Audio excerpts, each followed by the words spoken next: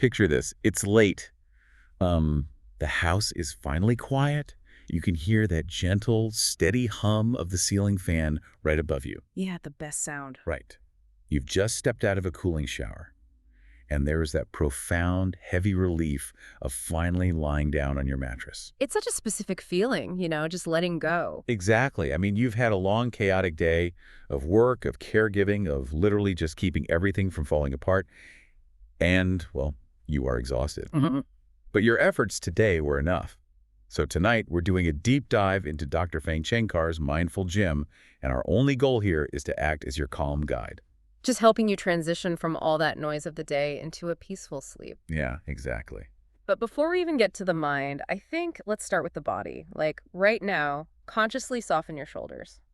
Just let them drop. Oh, I definitely needed that reminder. We all do, right? Release your jaw, unclench your hands, just let your body sink really heavily into the bed. The day is officially over, and it's safe for you to enter quiet mode now. Okay, so I'm trying to let go, but here is the really frustrating part.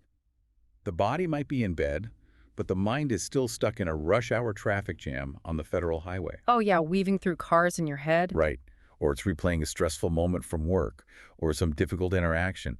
And the sources point out this analogy that the brain acts like Velcro for negative experiences, but it's like Teflon for positive ones. The bad stuff just clings so tight. And the good stuff slides right off. Yeah. I mean, why does our mind punish us like this when we are literally just trying to rest?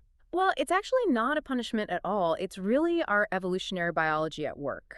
That Velcro effect is known as the negativity bias. Okay, negativity bias. Yeah, because remembering where the tiger lived, well, that kept our ancestors alive. Remembering a beautiful sunset didn't really do much for survival. That makes a lot of sense. Right, so our brains are quite literally hardwired to scan for threats. When you're trying to sleep, your primitive brain is essentially still on guard duty.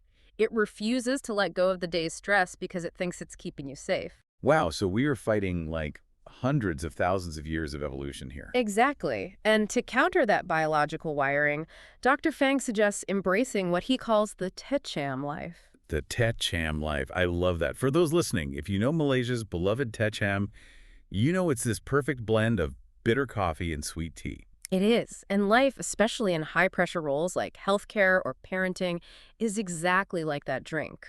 We don't deny the bitter parts, the stress, the exhaustion, the financial worries. Because they're definitely there. Oh, they are always there. But we must deliberately train our minds to savor the sweet moments. Because, like we said, our brains simply won't do it automatically. Right. I get the Teh Cham idea, but let me challenge that for a second.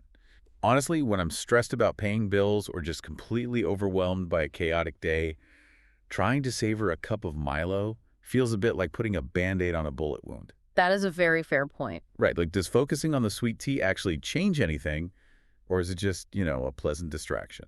Well, it's not just a distraction. It is actively rewiring your brain through neuroplasticity. Rewiring it. Yeah. When you deliberately focus on a positive moment, you are actually forming and strengthening new neural pathways. The real problem is that when you run on exhausted autopilot, you get habituated to your routine. And then everything just tastes bitter. Exactly. And that is where the concept of beginner's mind becomes so crucial. Beginner's mind. Yes, you have to look at your day through fresh eyes to actually spot those sweet moments without faking it.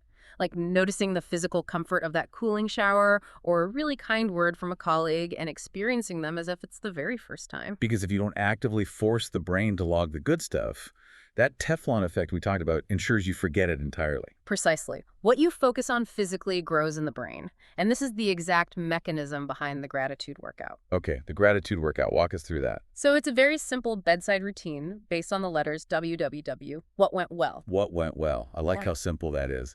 Yeah, instead of lying there in the dark asking, what went wrong today, you actively shift your neurological focus to what went right. That is such a subtle but powerful shift. It really is. You can do this quietly by yourself, or even create a soothing routine with your partner or your children right before going to sleep.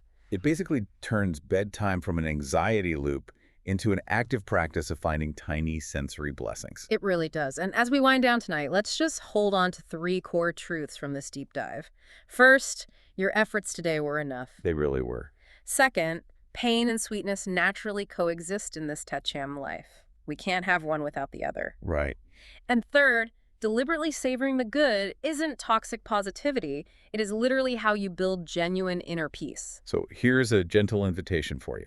Before you drift off to sleep tonight, find exactly 3 what went well moments from your day. Just 3. Yeah, just 3. You can whisper them to your partner, share them with your kids, or just reflect on them silently to yourself. Just let those 3 moments anchor you. And as you find those moments, we want to leave you with the spirit of the Rasa saying practice. That a beautiful feeling of loving kindness. Exactly. As you fall asleep, you can silently offer this universal wish. May I, may you, may all be safe, healthy, and happy. That's so comforting. It is. It's more than just a familiar tune we all know. It is the ultimate act of self-care. It proves that bringing peace to our families and our communities has to start with allowing peace for ourselves.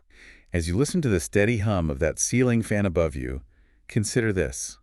What if the bitter parts of your day weren't actually obstacles to your peace, but the very contrast required for you to actually taste the sweetness tomorrow? Have a good night.